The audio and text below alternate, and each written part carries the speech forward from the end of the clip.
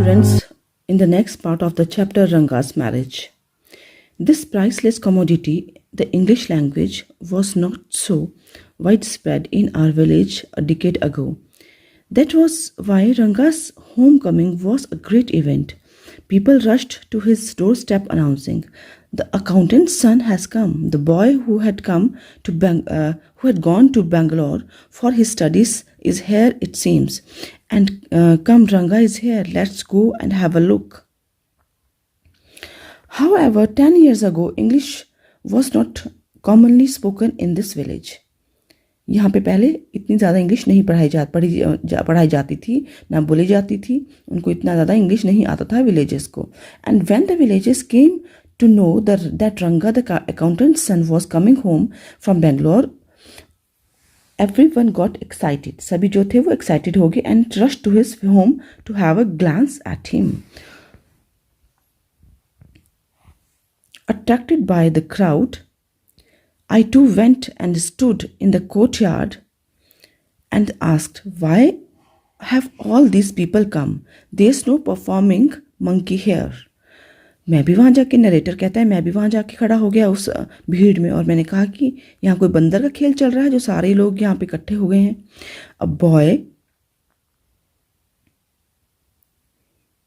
A boy, a yellow without any brains, said loud enough for everyone to hear, "What are you doing here then?"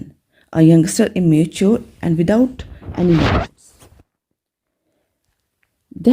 Thinking that all these things were now of the past, I kept quiet. Fascinated by all the crowd, the narrator too went there and asked people why they were gathered, because he couldn't see anything entertaining happening like a monkey. जो लड़का था वो कह रहा है कि वो without brain वहाँ पे आया था, उसमें कोई मैच्योरिटी वाली बात ही नहीं थी. Now, seeing so many people, dear Ranga came out with a smile on his face. Had we all gone inside, the place would have turned into the people call the black hole of Calcutta. Thank God it did not. Everyone has surprised to see that Ranga was the same as he had been 6 months ago when he had first left our village. An old lady who was near him ran her hand over his chest, looked into his eyes and said, the Genevra is still there. He hasn't lost his caste." She went away. Soon after that, Ranga laughed. Genevra means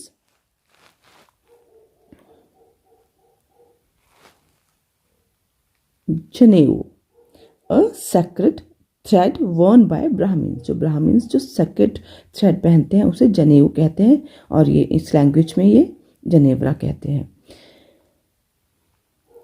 Means all the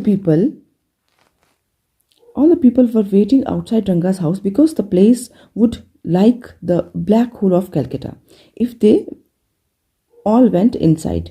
By saying this, the narrator means that there were so many people that the house would have fallen short to accommodate them all. Thus Ranga came outside with a smile on his face. Everyone was so amazed to see that Ranga had not changed a bit after he left 6 months ago. An old lady even went to the extent of running her hands through his dress to check for a sacred thread. However, she went away after confirming that he had not forgotten about his caste.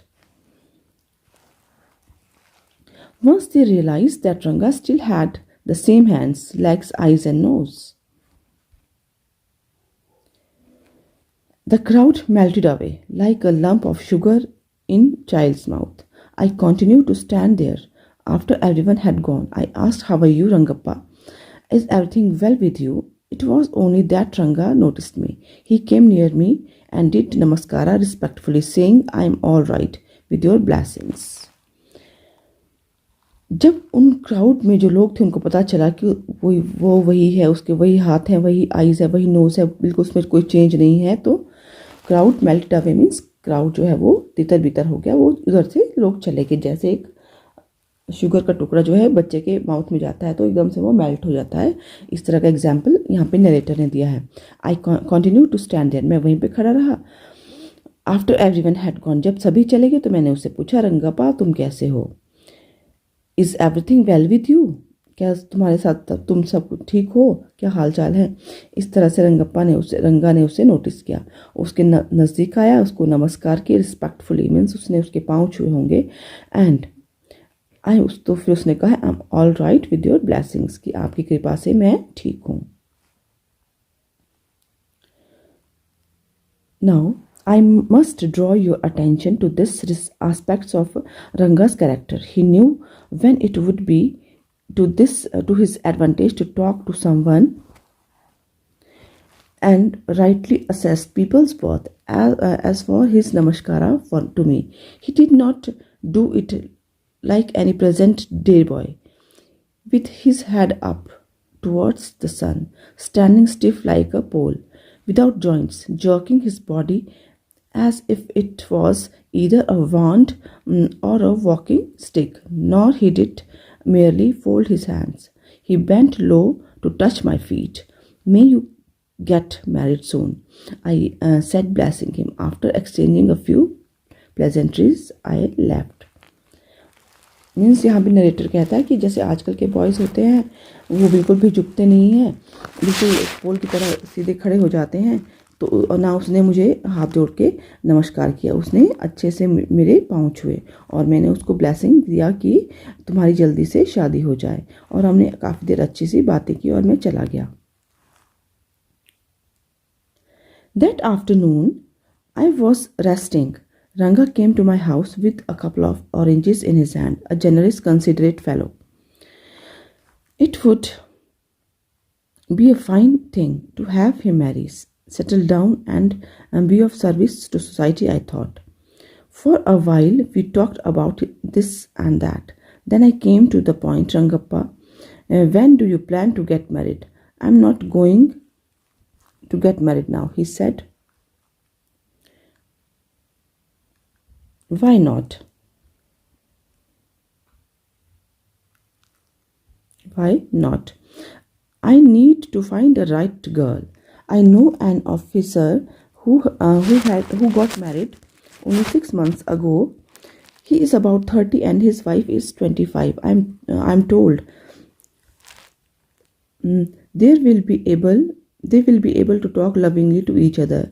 Let's say I married a very young girl. She may take my words spoken in love as words spoken in anger. Recently, a troupe in Bangalore staged the play Shakuntala. There is no question of Dushyanta falling in love with Shakuntala if she were young, like the present day brides. Is there? What would happen to Kalidasa's play if one gets married? It should be to a girl who is mature, otherwise one should remain a bachelor. That's why I'm not marrying now. Here considerate means thoughtful or concerned. Troupe means a group of dancers or actors. Means that afternoon Ranga visited the author with a few oranges, with the narrator thought was quite thoughtful to him. Thinking of how nice Ranga is, the author thought it would be a good deed to have him married to a girl just as nice as him. They chatted for a while and then the narrator asked Ranga about his views on getting married. Ranga expresses that he doesn't intend to marry now because he intends on finding the right girl.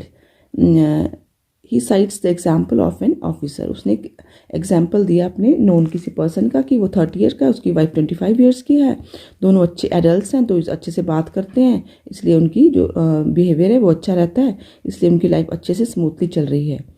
और उसके बाद वो शकुंतला और दुष्यंता जो उनका कालिदासा का जो play था वो लिखा था उसने, तो उसके ऊपर कहता है कि अगर शकुंतला छोटी एज की होती तो उस कालिदासा के प्ले का क्या होता। मीन्स एक मेच्योर लड़की से ही वो शादी करना चाहता है और वो नहीं चाहता है कि एक मेच्योर गर्ल से वो शादी करे। Is there any reason? तो फिर कहता है वो कि कोई रीज़न है? A man should marry a girl he admires. What we have now are arranged marriages. How can one admire a girl with milk stains on one side of her face and wetness on the other, or young that she doesn't even know how to bite her fingers? One a neem fruit, the other a bitter gourd. Exactly, Ranga said, laughing. I was distressed that the boy who I thought would make a good husband has decided to remain a bachelor. After chatting for a little longer, Ranga laughed. I made up my mind right then that I would get him married. Rama Rao's niece, a pretty girl of 11, had come to stay with him. She was from a big town, so she knew how to play the veena and the harmonium. She also had a sweet voice. With her parents had died, and her uncle had brought her home. Ranga was just uh, the boy for her, and she the most suitable bride for him. Here the narrator introduces us to a new character in the story named Ratna. She is 11 years old and she is Rama Rao's niece. She had lost both her parents, so her uncle brought her from the big town to his home with him. She had a great voice and could play harmonium and veena. The narrator thought that Ranga and Ratna would make a great pair. वो एक लड़की उसके लिए ढूंढ लेता है रत्ना नाम से और वो चाहता है कि उन दोनों की शादी हो जाए. Since I frequent visitor to Rama Rao's place, the girl was quite free with me. I completely forgot to mention her name, Ratna. It was. The very next morning, I went to their house and told Rama Rao's wife, I'll send some buttermilk for you and ask Ratna to fetch it. Ratna came. It was a Friday, so she wearing a grand sari. I told her to sit in my room and requested her to sing a song I sent for Ranga. While she was singing the song Krishnamurti in front of my eyes, Ranga reached the door. He stopped at the threshold. He did not want the singing to stop, but was curious to see the singer. Carefully, he peeped in. The light coming into the room was blocked. Ratna looked up and seeing the stranger there, abruptly stopped. Threshold means strip of wood. जैसे दहलीज door की जो दहलीज होती है उसको threshold कहते हैं. Ratna was quite familiar with the narrator and he visited Rama's place frequently. The narrator thought of a plan to introduce Ratna to Ranga. He asked Rama to send Ratna to his place and wanted to send him buttermilk for them. She came all dressed up. The narrator insisted upon her to sing a song while he sent him someone to call Ranga. उसने उसको बोला कि तुम गाना गाओ और वो उधर से उसने रंगा को बुलाया. रंगा अराइव्ड और रंगा जो है वहीं पहुंच गया एंड हर उसकी जो आवाज़ थी वो बहुत ही ज़्यादा मेलोडियस थी. उसकी मेलोडियस आवाज़ को सुन के वो वहाँ पे खड़ा हो गया. And he didn't want to interrupt the singing, so he stood at the door. He was curious to see the singer and very cautiously he tried to have a look which disturbed the lighting in the room. On seeing a stranger, Ratna immediately stopped her singing. Suppose you buy the best quality mango. You eat it slowly, savoring its peel. Before biting into the juicy flesh, you do not want to waste any part of it. Before you take another bite, the fruit slips out of your hand and falls on the ground. How do you feel? Ranga's face showed the same disappointment when the singing stopped. You sent for me? He asked as he came in and sat on a chair. Ratna stood at a distance, her head lowered. Ranga repeatedly glanced at her. Once our eyes met, and he looked very embarrassed. No one spoke for a long while. Narrator जो है वो compares करता है रंगा situation with the disappointment of dropping the best quality mangoes के जैसे हम खाते हैं तो कितना हमें मज़ा आ रहा होता है, और अगर हमने अभी छिलका ही खा रहे होते हैं और बीच में हम जब उसको अच्छे से खाना होता है तब वो हमारे हाथ से फिसल के नीचे गिर जाता है। मीन्स वैसी सिचुएशन जो है रंगा के साथ हुई। अभी उसने गाना स्टार्ट ही किया था और उसने सुनना शुरू किया था और वो उसको देख के एकदम से चुप हो जाती है। And Ranga asked the narrator why he called him. Ratna was shy and thus looked downward, whereas Ranga stealthily glanced at her. There was an awkward silence in the room. It was coming in that stopped the singing. Let me leave. Words, my mere words. The fellow said he would leave but didn't make a move. How can one expect words to match actions in these days of Kali Yuga? Ratna ran inside, overcome by shyness.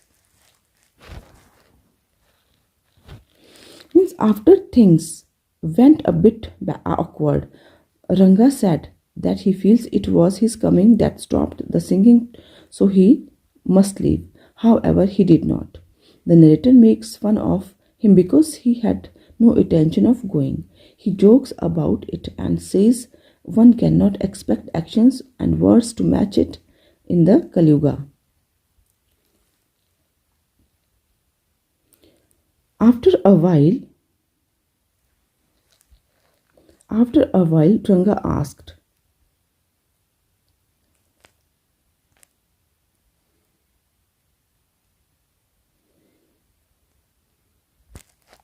"Who is that girl, Swami? Who's that inside?" The lion wanted to know. The he-goat and who had taken shelter in the temple replied, "Does it matter who I am? I am a poor animal who has already eaten 9 loins.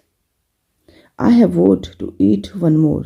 Tell me, are you male or female?" The lion fled the place in fear. It seems like the he-goat, I said. What does it matter of either of us who she is? I am already married and you aren't the marrying kind. After a few minutes awkward silence, Ranga finally asks the narrator about the girl. Now the narrator compares the situation with a infamous story of the he-goat and the lion, where he is the he-goat and Ranga the lion. The narrator replies very cleverly and intends on seeing Ranga's interest is knowing about Ratna. Thus he says that she is not of that much importance because she is already married and Ranga doesn't intend to marry anytime soon.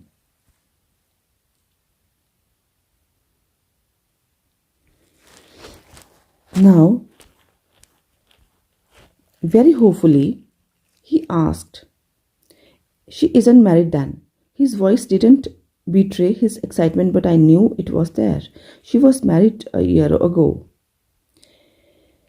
His face shriveled like a roasted brinjal. After a while, Ranga left, saying, "I must go. I have work at home." I went to our Shastri next morning and told him, "Keep everything ready to read the stars. I'll come later." I tutored him in all that I wanted him to say. I found no change in Ranga. When I met him that afternoon, "What's the matter? You seem to be lost in thought," I said. Nothing's wrong. Believe me, headache. Come, let's go and see a doctor." Betray means portray here. Shriveled means shrunken or wrinkled, especially as a result of loss of moisture. Tutored means taught.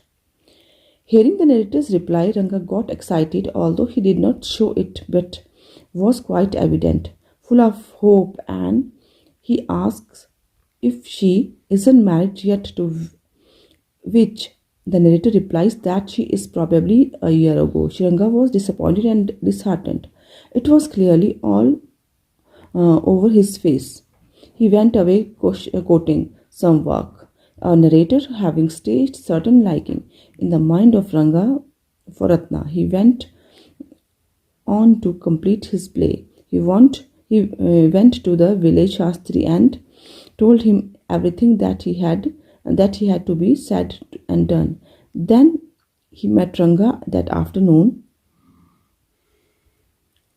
and he carried the same disappointment on his face. Upon asking if it's a headache, the narrator tells him that they should go see a doctor.